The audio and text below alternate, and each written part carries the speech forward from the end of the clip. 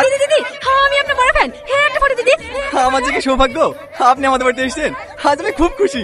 আরে আরে, তোমরা তো ঝালটাই করছো কেন? অনেক দূর থেকে এসছে। আগে একটু রেস্ট লেক, তারপর সবাইকে ফটো তুলে দেবে। এই টুটুল, লোকগুলো ঠাকা না। কি গো, বাইরে এত হইচই কিসের?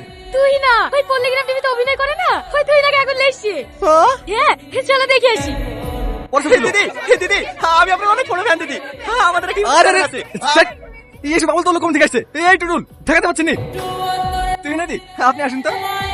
বুঝতে পেরেছি, আমাদের আগে চ্যানেল মনিটাইজ করে লেগে তুই নাকি লেস। সালমা চলো, আমরা থেকে বড় ইউটিউবার খেলে আসবো। ওর আগে চ্যানেল মনিটাইজ করে দেখাবো, তাতে 10 কাটা জমি বিক্রি করতে হলে করবো।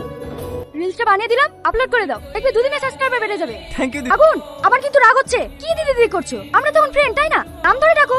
ও ঠিক আছে, দুটো মিষ্টি দিই। আমাদের ভুলাতে দোকানের মিষ্টি খুব টেস্টি। না না, ম্যাডাম একদম মিষ্টি খান না, ডাইটে আছেন। আরে ছাড়ো, এত ভালো মানুষের হাতে বিষও খেয়ে নেওয়া যায়। দাও দাও, একটা দাও। আরে আরে, কোথায় দিচ্ছ? খাইয়ে দাও।